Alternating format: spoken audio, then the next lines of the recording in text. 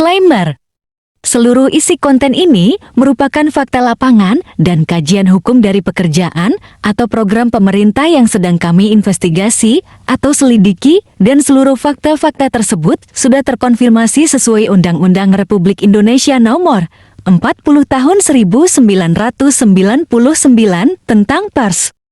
Konten ini merupakan pendapat hukum atau legal opini mengenai tindak pidana korupsi dan hukum dari Perkumpulan Litipikor AHCW dan merupakan edukasi tentang korupsi dan hukum yang diberikan kepada seluruh masyarakat Indonesia.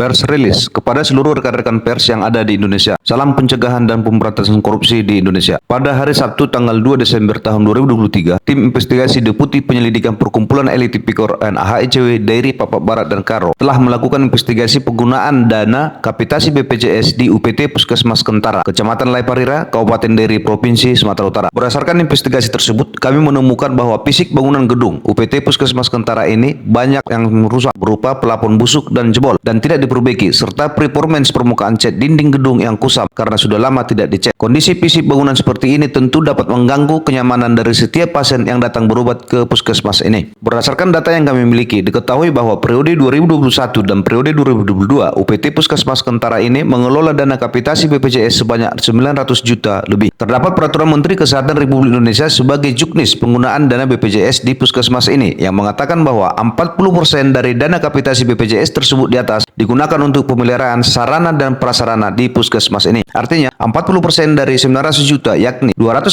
juta harus digunakan untuk memperbaiki ambulans, kerusakan ringan non-struktural pada gedung puskesmas ini seperti mengganti dan memperbaiki pelapon bangunan yang sudah rusak, retak dan jebol, serta pengecatan dinding puskesmas. Hal ini bertujuan agar bangunan puskesmas ini tetap enak dipandang mata sehingga pasien yang datang berobat ke puskesmas ini dapat segera sembuh. Bila melihat besarnya dana yang dapat digunakan untuk memperbaiki kerusakan-kerusakan fisik puskesmas ini, di mana kami belum menghitung penggunaan dana kapitasi periode tahun 2023 di puskesmas ini, maka kerusakan-kerusakan terhadap fisik bangunan puskesmas Kentara ini tidak boleh ditemukan lagi. Berdasarkan uraian fakta-fakta tersebut di atas, maka kami menduga bahwa penggunaan dana kapitasi BPJS periode 2021 dan 2022 di puskesmas Kentara ini tidak sesuai juknis yang telah ada. Karena itu, kami menduga dana BPJS tersebut telah diselewengkan oleh oknum UPT dan oknum bendahara puskesmas Kentara ini untuk kepentingan pribadi dan kroni-kroninya, sehingga telah menimbulkan kerugian keuangan negara ataupun daerah. Peristiwa tersebut di atas merupakan peristiwa hukum di mana oknum kepala dan bendahara puskesmas Merampu ini diduga kuat telah melanggar Pasal 8 Undang-Undang Republik Indonesia Nomor 20 Tahun 2001 tentang perubahan atas Undang-Undang Nomor 31 Tahun 1999 tentang pemberantasan tindak pidana korupsi mengenai penggelapan dalam jabatan. Agar dugaan tersebut dapat menjadi terang benderang secara hukum dan kerugian keuangan negara atau daerah dapat segera dikembalikan ke kas keuangan pemerintah daerah Kabupaten Daerah, maka kami akan melaporkan dugaan terjadinya tindak pidana korupsi tersebut ke BPKP Perwakilan Provinsi Sumatera Utara agar dilakukan audit investigasi secara menyeluruh terhadap penggunaan dana kapitasi BPJS di Puskesmas Kentara ini. Dugaan terjadinya tindak pidana korupsi penggunaan dana kapitasi BPJS di UPT Puskesmas Kentara ini sudah kami konfirmasi secara tertulis kepada Kepala UPT Puskesmas Kentara dan Kepala Dinas Kesehatan Kabupaten Daerah. Kepala UPT Puskesmas Kentara Dr. Veronica Bakara telah memberikan konfirmasi dengan mengatakan bahwa tahun 2021